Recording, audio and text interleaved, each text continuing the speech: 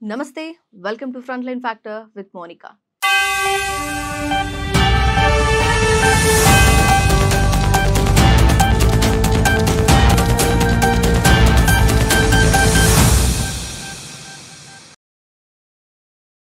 Jubilee Hills bypolls లో Kavitha party అభ్యర్థిగా విష్ణు ఉన్నారా? డీటెయిల్స్ లోకి వెళ్తే తెలంగాణ జాగృతి అధ్యక్షురాలు కవిత బతుకమ్మ సంబరాల సందర్భంగా కొత్త పార్టీ ప్రకటిస్తారు అన్న ప్రచారం జరుగుతూ ఉంది. ఫ్యామిలీ పార్టీ బీఆర్ఎస్ ను వీడి బయటకు వచ్చిన ఆమె జూబ్లీహిల్స్ ఉప ఎన్నిక మీద స్పెషల్ ఫోకస్ పెట్టారు. అయితే ఈ క్రమంలో ఈ ఎన్నికలకు సంబంధించిన కార్యాచరణను రూపొందిస్తున్నారు ఆమె. దానికోసం కీలక నేతలతో కూడా కవిత సమావేశమవుతున్నట్టుగా తెలుస్తోంది. ఈ నేపథ్యంలో ఇప్పుడు ఈ ఉప ఎన్నికకు సంబంధించిన కార్యాచరణను రూపొందిస్తున్నట్లుగా వార్తలు కూడా గుప్పమంటున్నాయి.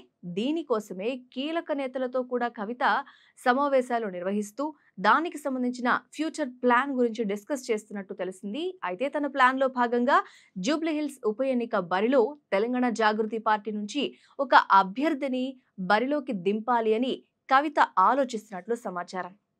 మరి ఈ నేపథ్యంలో కవితతో జూబ్లీహిల్స్ మాజీ ఎమ్మెల్యే, మాజీ మంత్రి పీజేఆర్ తనయుడు పి విష్ణువర్ధన్ రెడ్డి కూడా తాజాగా ప్రత్యేకంగా సమావేశమయ్యారు.